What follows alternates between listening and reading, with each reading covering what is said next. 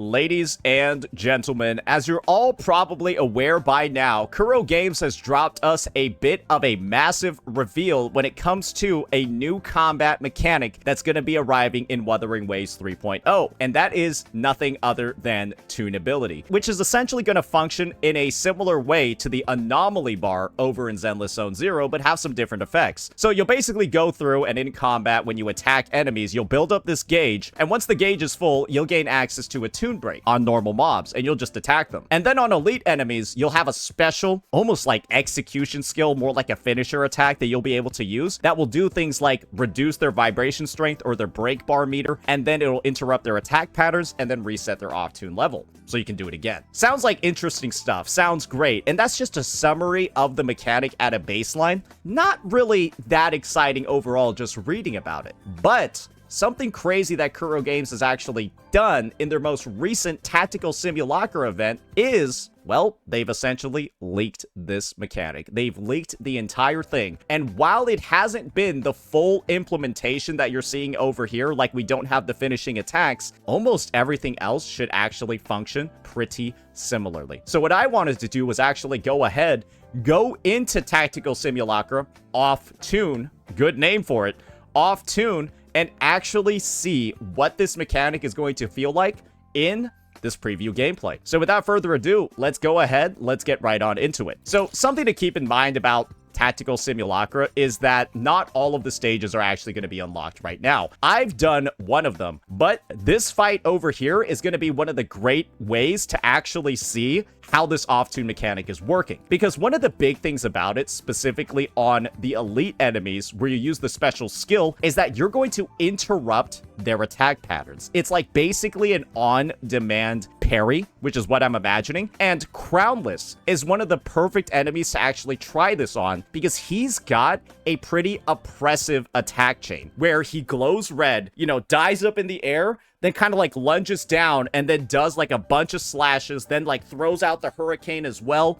Very, very annoying moveset. And I'm wondering if this whole off-tune thing that they have going on will just let you skip that mechanic, right? Or basically cut it short. So we're just going to do a bit of a rundown of, you know, like the type of composition, the buffs and stuff like that. I don't think it's going to be too important because I'm more so interested on a demonstration of the off-tune mechanics. So let's just go ahead and run through some of the stuff sequentially. So at the start of the challenge, resonance energy is recovered by 100%. There's no resistance on the enemies at all, so you can use any type of team that you want. And certain attacks can disrupt the enemy's tunability and accumulate off-tune level. And then the enemy enters mistune once it's full.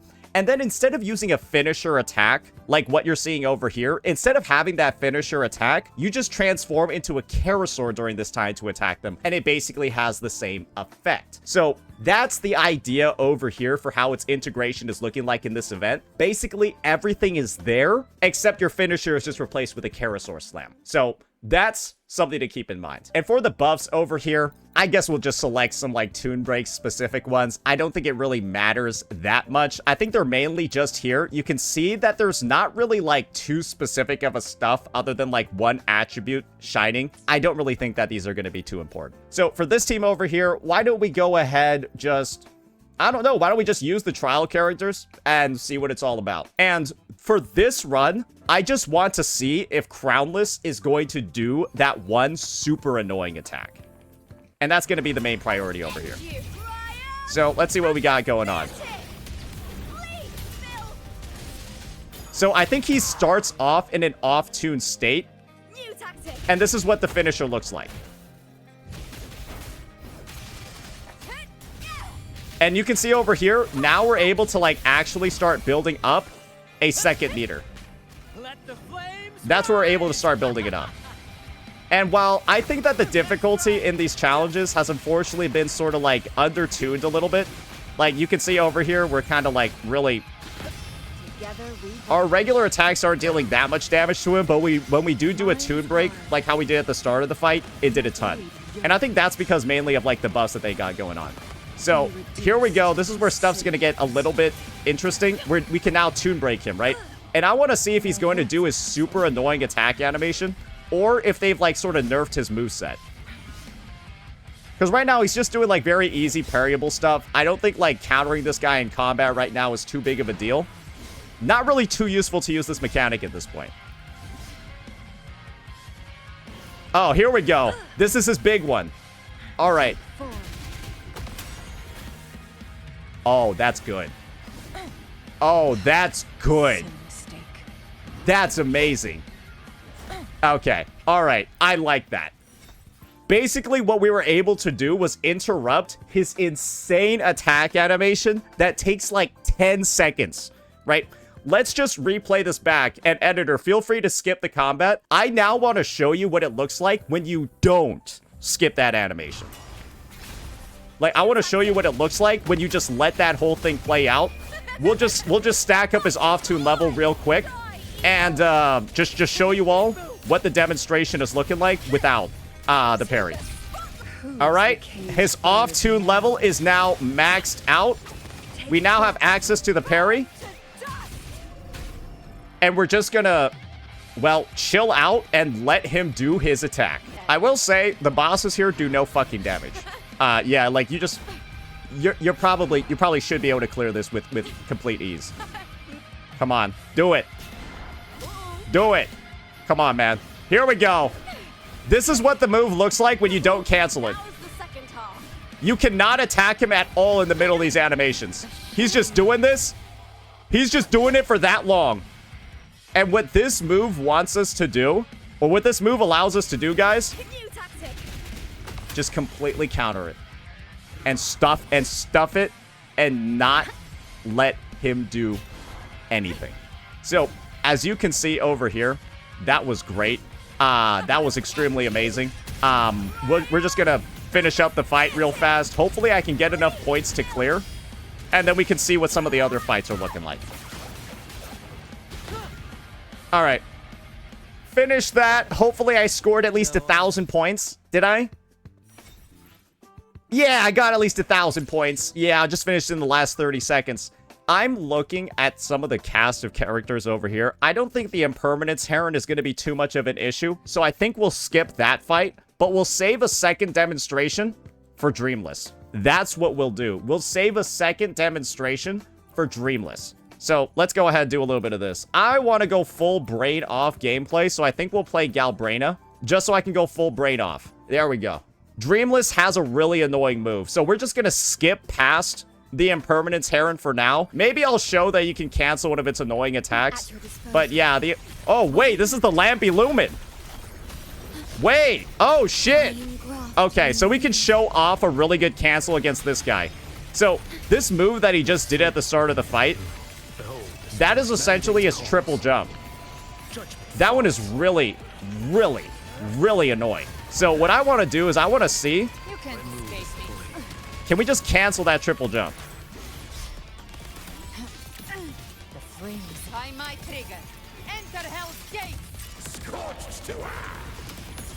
Alright, his break bar is... Oh, okay, he's available for one of these. Oh, we just broke him. Come on, okay, do your jump attack. Do your jump attack, bro. I want to see if it can cancel it. Here we go. Oh, he's doing it. One. You missed. Oh.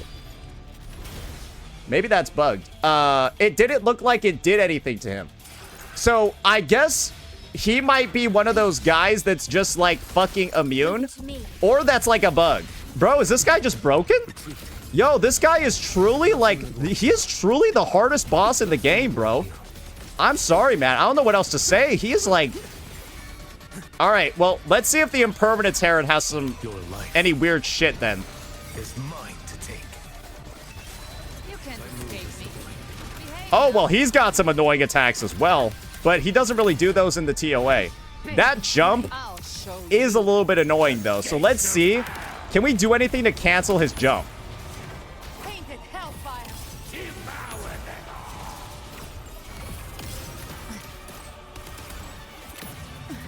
Leave it to me. Okay, here we go. He's open for a tomb break right now. That attack isn't that annoying. Let's see if there's a more annoying attack we could try to interrupt. Oh, like that one. Hey, this seems pretty good. Yeah, you could just go up and tell him to get down from the air. And that's one of the more annoying parts of his moveset. Okay, let's wrap up this fight. I think we're seeing that the mechanic is working. Seems to be pretty well against some enemies. And then against others like the Lampylumen, it appears to not really do anything. You vibration broke that one. I think the fact that I was able to interrupt Crownless without doing a vibration break is kind of significant. And I assume that that's the way that the mechanic... Oh, this is a good spot to demonstrate it.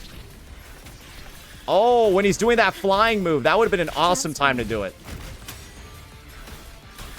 Or during this part as well. But yeah, I think you're slowly but surely able to see when these tune mechanics are going to have a pretty important role in combat, right? I'm pretty sure that you guys are seeing right now, yes, this is going to add a lot of depth to the gameplay. However, in a similar vein, right, is this going to make the gameplay a little bit too easy? Because now you kind of have like a sit the fuck down button for when the boss is able to do certain things. And for what I'm seeing over here, I'm able to hold this tune break attack for as long as I want. So I could just decide to use it like 30 seconds after triggering it. All right, so we're gonna test this out one last time. I want to see, right, like, can I actually interrupt this guy's jumps? Because this is the main attack that I really wanted to see be interruptible. Maybe I did something weird with how I, like, ordered the attacks. The hunt ends here. All right, he's free. He's free for one. All right, let's see it. All right, let's see it, man. Do your triple jump. Do your triple jump, bro.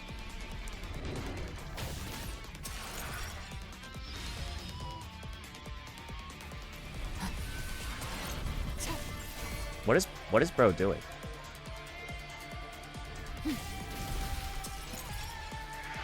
Where's your triple jump, man? Is it health gated, the attack?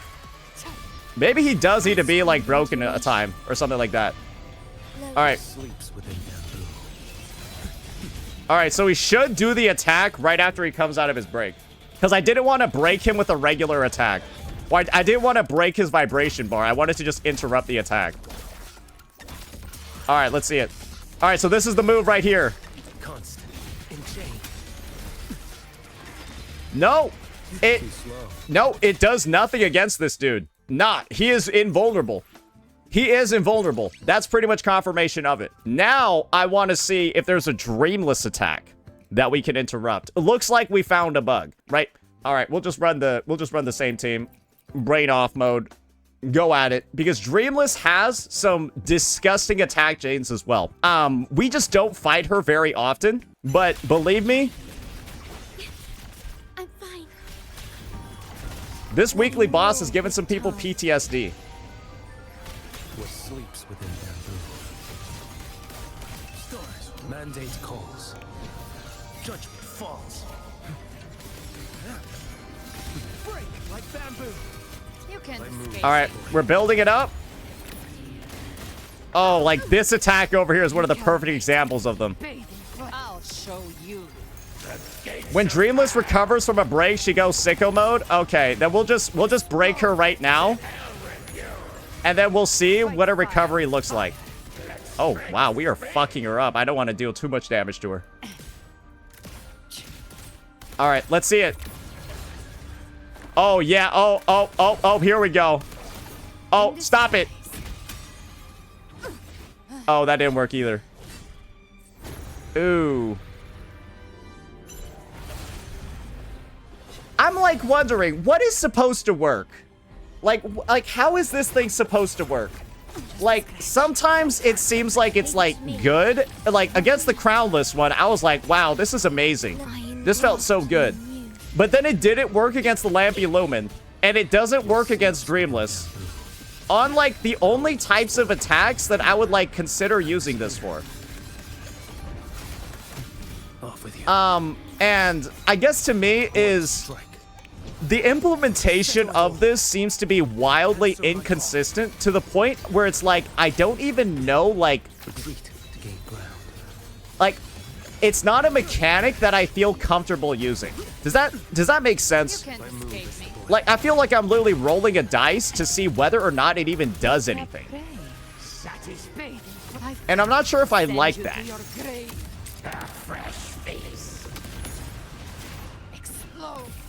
Yeah, maybe it's just for damage, but I was really viewing this as a more, like, strategic gameplay tool to, like, you know, spice up your strategy in fights.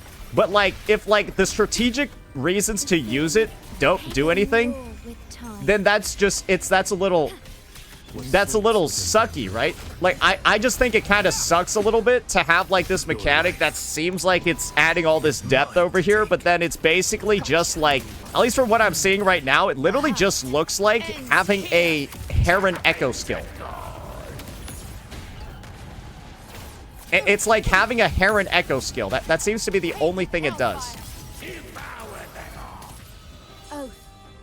All it did was it worked only on Crownless. And I really thought it was going to be interesting. Maybe it's just bugs. And, like, this is them beta testing how the feature is going to work.